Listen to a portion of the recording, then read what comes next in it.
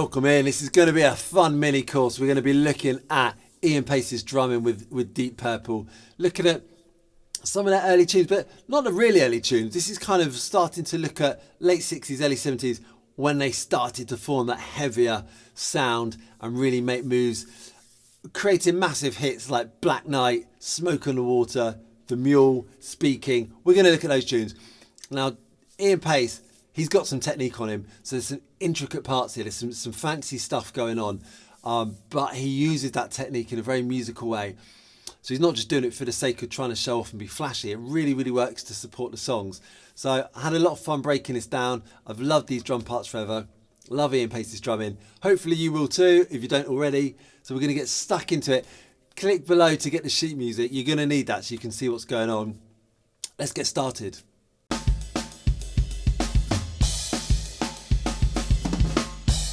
Alright, so first off we're going to look at Speed King, and it's fast, which you kind of expect when it's called Speed King. 192. Now throughout this song he's mostly just playing, Ian Paice is mostly, he's just really playing quarter notes on the hi-hat. Boom, bap, boom, bap, 1, 2, 3, 4. Right? Now what kind of feels odd with this, because you've got that intro, so what does the sheet music say? This is from 1 minute 30 when it finally kicks in with some drums. He's going to do a flam on beat 3 and then a crash on beat 4. So you go 1, 2, 3, 4, then another crash on beat 1. So it can really kind of throw you when you hear that. 1, 2, 3, 4, 1. So it's hard to, because you don't know it's coming and suddenly, blah, psh, psh. So you kind of, we often assume that first crash is beat 1, but then this other crash comes and it can kind of make that beginning bit sound kind of weird and a bit offbeat, and then it settles into a groove. But that's what's happening here. 1, 2, 3, 4, 1. And then it just goes into the groove. 1, 2, and 3, and 4. Boom, ga, goom, ta, boom, ga.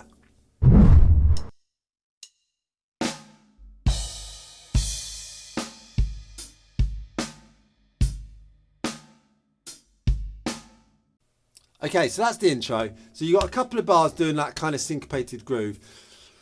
In fact, let me just play it. I'll just tap it out from the beginning. So 1, 2, 3, 4. 1, 2, and 3, and 4.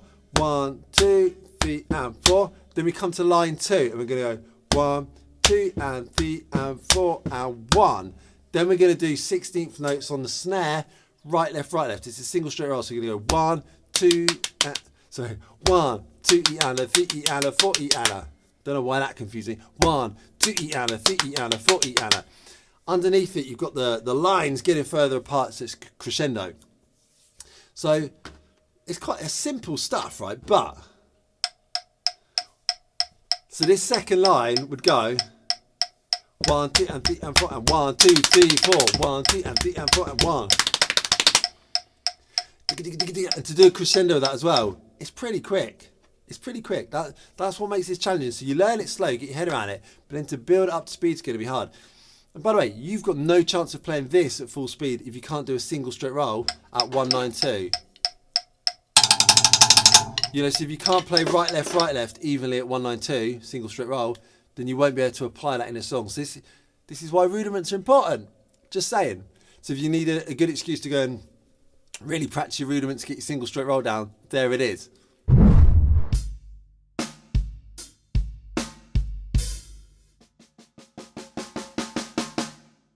All right, next up, we're going to look at a little snippet from the end of chorus 1.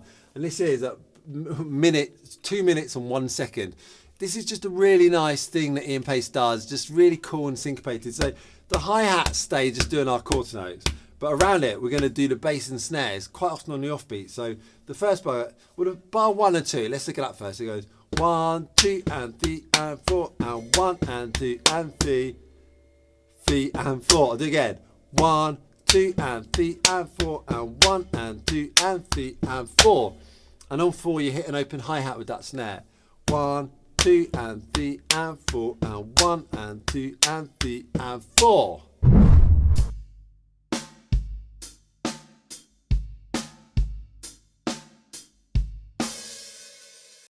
Okay, and then to finish that 4-bar phrase, the next 2 bars, so on the same line there, we go 1, 2, and 3, and 4, and 1, and 2, and 3, and 4. And on 4 there, it's snare and floor tom together.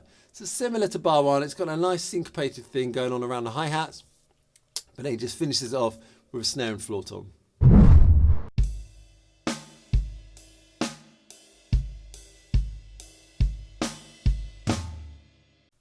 All right, and then I just wanted to look at the end of chorus 2, which is 2 minutes. What does it say? 2 minutes 38 seconds. Very similar part, but he does a nice thing at the end. Very kind of Ian Paice. It sounds like you hear it and go, oh yeah, that's an Ian Paice thing to do. And a Paceism thing, I know. So this would go, so this is that bottom line of that page. It goes 1, 2, and 3, and 4, and 1, and 2, and 3, and 4. Now, let's just look at that last bit. So 3 and 4. So it's high tom, bass, and then it's up to you how you want to do that. But you've got the 2 little notes leading into a snare. So you could do it as a drag, which I'm doing, like I'm buzzing down my right hand and following up with a left hand accent. So I'll do this quiet here. So I go right, left on the high tom, bass, and then the drag. If you found that difficult, you go right, left on the high tom, bass, and then you could do almost more of a kind of rough type thing, but just with 2 notes at the beginning. So you go right, left, right, so you go boom, boom, bass.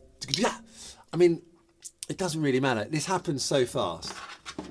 So what speed was it? 192. So that boom, I mean, it's really, really quick. So you're not going to hear it. It's more about trying to find a way to do it. I would say at first you might even want to forget about that little drag buzz thing. It's going to be too difficult to get it up to speed. But if you're ready to add it in, just figure out what works best to you to give it a bit of a sort of brah into that accent. So kind of dragging into it. So rather than just an accent, brah, leading into it.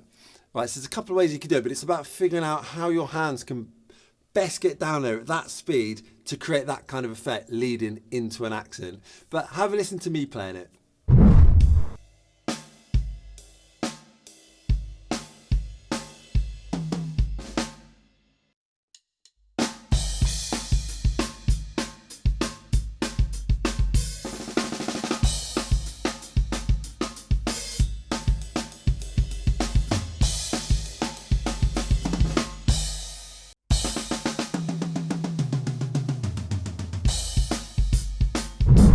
All right, Black Knight next. Oh, this is so cool, isn't it? Fat riff. Down, bada, down, down, bada, down, down. We're gonna learn that feel because that's a classic feel. Right, beginning bit. Kind of a beginner feel. It sounds like it says. Just go around the toms, 8th note triplets. 1 triplet, 2 triplet, 3 triplet, 4, 1 triplet, 2 triplet, 3 triplet, 4 triplet, over 2 bars, 6 notes on each, you know, snare, high tom, mid tom, floor tom.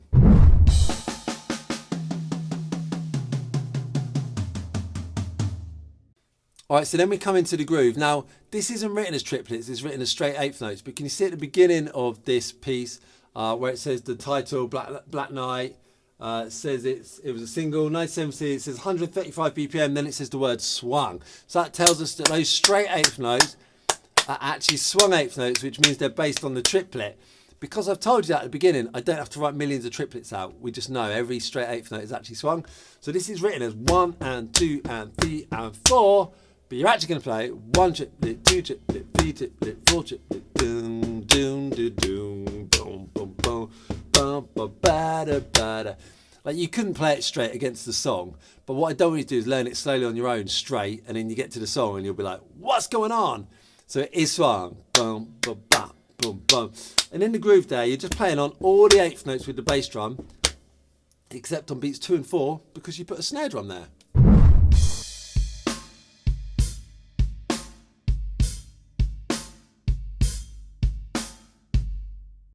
Okay, and now we come to one of those classic feels. Man, I remember hearing this when I was younger and just singing it. I don't know what he's doing, but it sounds incredible. Well, now I do know what he's doing, and you're going to know what he's doing as well. So basically, he's creating quarter note triplets. We've got these 8th note triplets, which are going 1 triplet, 2 triplet. Now, if you played every other note of those, that creates a quarter note triplet. So let's look at the right hand there. It starts on a crash, but then it's just hi-hat. But let's just pretend it's all hi-hat. It's going like this. If you kind of look at that sheet music, it's going every other eighth note triplet, you play a hi-hat like this. 1 triplet, 2 triplet, 3 triplet, 4 triplet, 1 triplet, 2 triplet, 3 triplet, 4 triplet. So that's playing quarter note triplets with my right hand. But then what he's doing, he's going to play bass drums as quarter note triplets offset against that. So between every hi-hats, it's going to go hat bass, hat bass, hat bass, hat bass, hat bass, hat bass. So between them, they're just going 1 triplet, 2 triplet, 3 triplet, 4 triplet. But because you've got this light, high frequency hi-hat, then the deep, low frequency bass drum, they sound very separated. So you get this. So let 1 triplet, 2 triplet, 3 triplet, 4 triplets. It just creates this really cool effect. And when you play it up to speed as well, it just sounds really mesmerising. And then I think it's disguised even further with that snare drum on the first and the third beat. So like 1 triplet, 2 triplet, 3 triplet, 4 triplet. So slowly, 1 triplet, 2 triplet, 3 triplet, 4 triplet. And he puts a crash on beat 1 with that. The second bar, by the way, is the same, but instead of doing what would be a bass drum right at the end on the 4 triplet, we've got 2 notes there, 2 16th notes. Really, it's just kind of a lead into the going back to the groove. So you could probably do it. You could do it as a right-left, or you could just do it with your left hand and just put it down as a bit of a buzz. But it's just to get a couple of notes to lead back into the groove. So that's kind of what's going on. 1 triplet, 2 triplet, 3 triplet, 4 triplet. Check it out on the drum kit.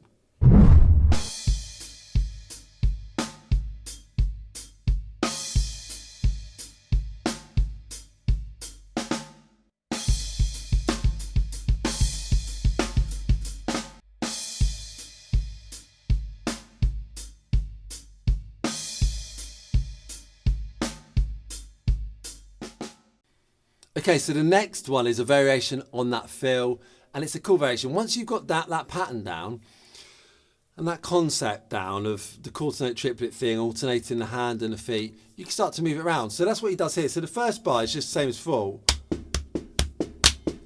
you know, using the hi-hats around the bass. But the next one does flams, then the bass. Flam bass, flam bass, flam bass, over triplets. 1 triplet, 2 triplet, 3 triplet, 4 triplet. That's all that's happening. And once you've got that feeling comfortable, so like you could just learn that on the snare, then you can start to move the flams around the drums. So that's what he does. He goes snare, high tom, snare, high tom, snare.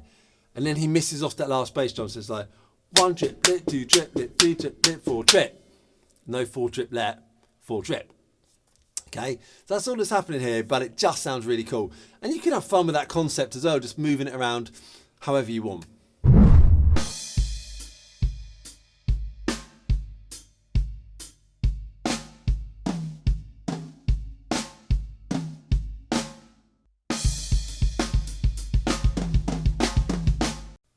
All right, and then Ian Paice was like, do you know what, I've created some really awesome fills here. People are going to love this, but I've got one more trick up my sleeve. So what he does is he takes the same kind of idea of doing hand, foot, but he plays 16th notes. This sounds epic because the whole song's swung. It's all based on triplets. So to suddenly go straight with 16th notes, not only does it go a bit faster, but it also kind of rubs against the rhythm of the song. Everything's going 1 triplet, 2 triplet, and he's going 1 E-ander, 2 E-ander. So that's why that bit sounds really cool. That's all he's doing. So up to it, we're going 1 triplet, 2 triplet, 3 triplet, 4 triplet, dun, da, da, da, da, da, da, da, da. 1 E-ander, 2 E-ander, 3 E-ander, 4 E-ander. But he's doing hands and feet, so he's going flam bass, flam bass, flam bass, flam bass. Digga, digga, digga, digga, digga, digga. Sounds so cool. Now, with those, well, they're not actually flams, are they? They're both hands together on 2 different drums. So what he's doing is the right hand is going to stay on the floor tom the whole time, but the left hand's going to go snare and a rack tom. I've written it on the high tom, but just a rack tom will do. So we're going to do 4 on the snare, dagger, dagger, dagger, dagger. Then move the left hand up to a rack tom, 4 of those, dun, dun, dun, dun, dun, dun, dun, dun. Then in the second bar it moves around more, so it goes snare, snare, high tom, snare, high tom, snare, high tom, high tom. So you're just moving the left hand. Everything else, right foot stays on the bass, right hand stays on the floor tom, but we're moving that hand around just to make it sound really interesting. So the idea of this feels simple, but the way he puts it in there and at the speed and the fact that it goes against the whole triplet vibe just makes it sound incredible.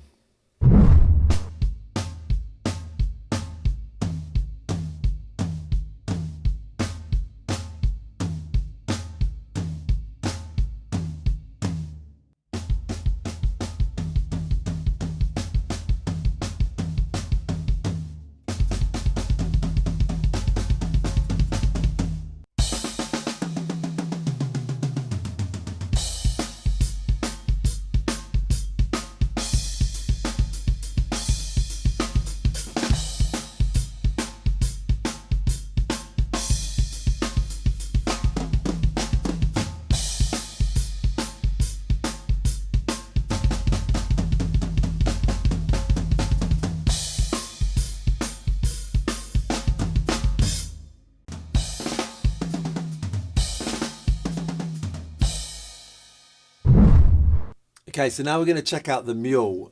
This has got some cool stuff going on. 130, 1, 2, so that's the sort of speed. So this has got that kind of long intro where it's just a kind of nice vibe, really, a nice atmospheric thing. So I love the groove he's gone for here. It's not conventional at all. So we've got a hi-hat foot pedal, left foot. Then we're going to go crash. Then we're going to do a rough.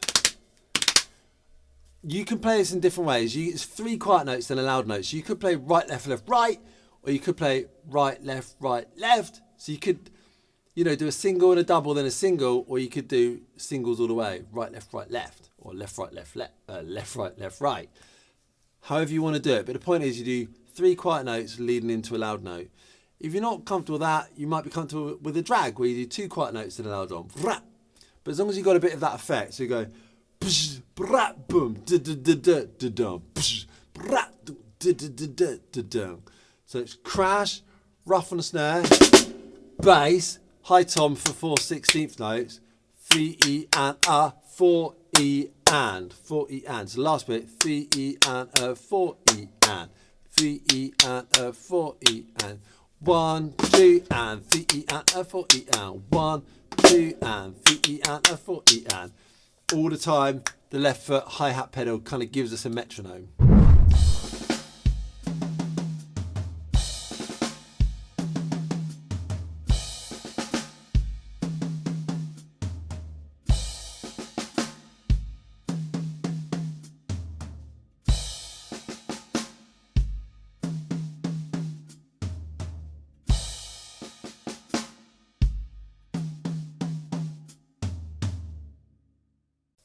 All right, and then we bust into this groove. So where is this? 2 minutes 41 seconds. It looks interesting on the page. If you've learnt funk beats before, you'll just look at this and go, oh yeah, I know what's going on here. If you haven't, you might go, there's a lot going on. Basically, we're up on the ride bell, and we're just playing 8th notes. And we've got the snare accent on beats 2 and 4. It's based upon the most common basic rock beat you know. But we're on the ride bell, so that's those little black diamondy shapes. I've written it as that today. And then we've got the little ghost notes. They're the ones with the accents, the brackets around them. They're ghost notes. They're the quiet snares. So typical of funk. So this is where, yes, this is kind of considered to be early heavy metal, but this is really a funk groove. So it's going, let me just count the rhythm and then I'll play it to you. So we're going 1 and a 2 and a 3 and a 4 and a.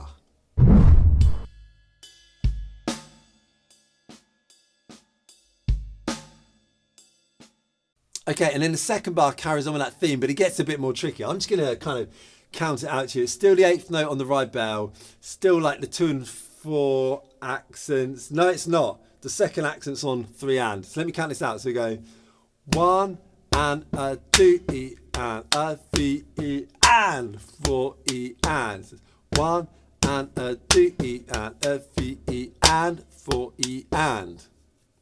Right? That's not that hard. Slow, but when you hear this fast, there's a lot. It took me a while to kind of figure out when I was writing this out to figure out exactly what he's playing. It sounds really cool, fast, very complex. But of course, we're going to learn it slow. So it's nice, it's fine. Check it out on the drum kit.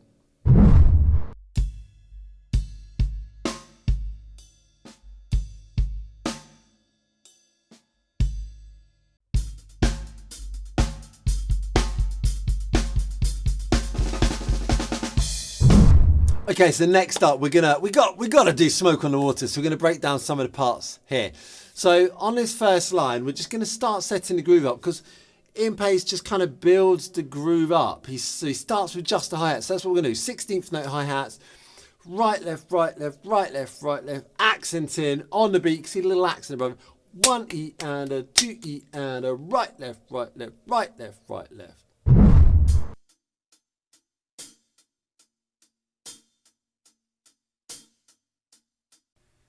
Okay, and in the next line down, we're going to add the snare on 2 and 4. Just like, you know, typical 16 beat here, when we hit that snare, it's with our right hand and we don't play a hi-hat at the same time. So it's still right, left, right, left, right, left, right, left.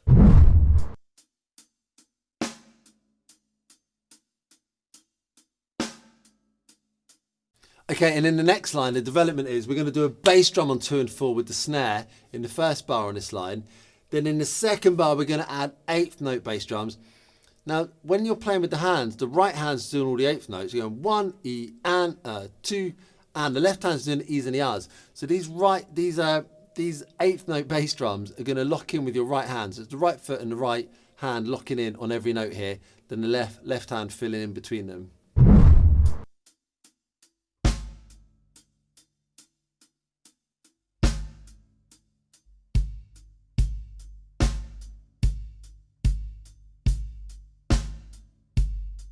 Okay, so the next line down, we're gonna look at one of his awesome fills. He does this same technique a lot. So we can see there's 8th note bass drums going on underneath it. I would just ignore those.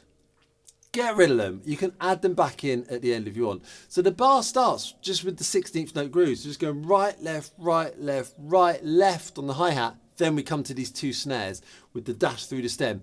If you haven't seen that before, what it means is you're gonna actually play a double. So for every note that you see with the dash through the stem, it's actually 2 notes played as a double. So from beat 2 there, we're going to go right hand on the snare, left hand on the hi-hat, then we're going to go right, right, left, left on the snare. So it's double the speed, so it goes tss, tss, ga. So 2 E and R. Then as we go into beat 3, again we go right, left, right, right, left, left, and that's all on the snare.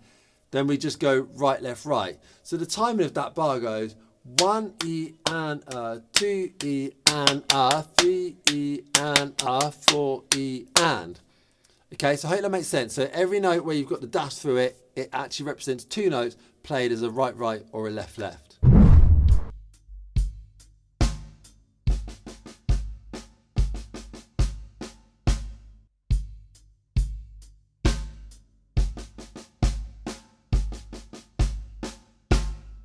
Okay, so the next example down, this is taken from where, I think this is in the chorus. This is when we're actually, no, sorry, this is in the verse. We're playing an 8-beat type groove, just 8th note hi-hats into the crossed hand position. We're not doing the 2 hands on the hi-hat anymore. So the first half is just 1 and 2 and. Then we come to this fill. Now this fill isn't difficult. It just goes 3 E and 4 E and. But we're going high tom, snare, snare, middle, middle, floor, floor. It's up to you how you stick it, but one suggestion I'm going to give you is to go right, left, left. So those 2 snares are left, left, right, left, left, right, left, right, left. So it's right, left, left, and then just right, left, right, left. So it's just that little double on the snare helps us to just get our sticking sorted so we don't get tangled up as we go around the toms. Right, left, left, right, left, right, right. Have a look. Hopefully it'll make sense.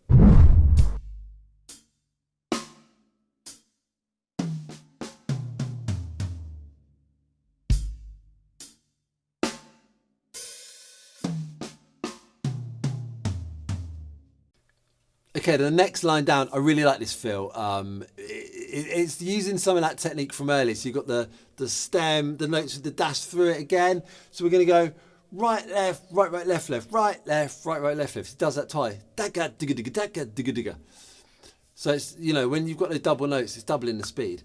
The first note's on the high tom, but other than that, it's snare right up to the end. So dagga, digga, digga, dagga, digga, digga. Right, left, right, right, left, left, right, left, right, right, left, left. Then we just go right, left with the right hand doing accents. That's on beat 3. So far I've gone 1 E and R, 2 E and R, 3 E and R. So that bit's easy on 3 E and R with the right hand accents. Then we go digga ba boom, 4 triplet and. So we're going to go right hand on the snare, left hand on the high tom, right hand on the low tom, then a bass. Boom. Classic feel. We see that low, see it in big band, we see it in rock. Boom. Then we looked at that in a lesson as well. You can find it in the academy called My Favourite Setup Feel, something like that. It's used in rock, it's used in big band, it's used all the time. Boom. So it's right, left, right, bass. Works really well. So that whole bar goes dagga digga digga dagga digga dagga dagga digga boom boom. 1 E and a, 2 E and a, 3 E and a, 4 triplet and.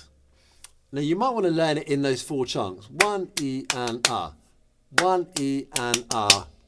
Learn that, then 2 E and a, then 3 E and a, and then separately learn 4 triplet and.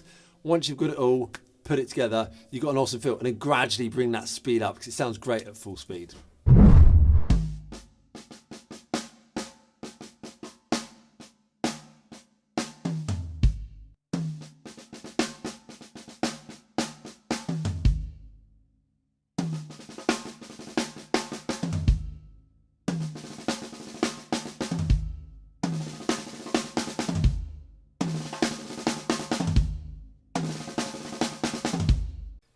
Okay, and the last example is another one where we've got those double notes. So we're going to start off back with 2 hands on the hi-hat, 1 E and 2 E.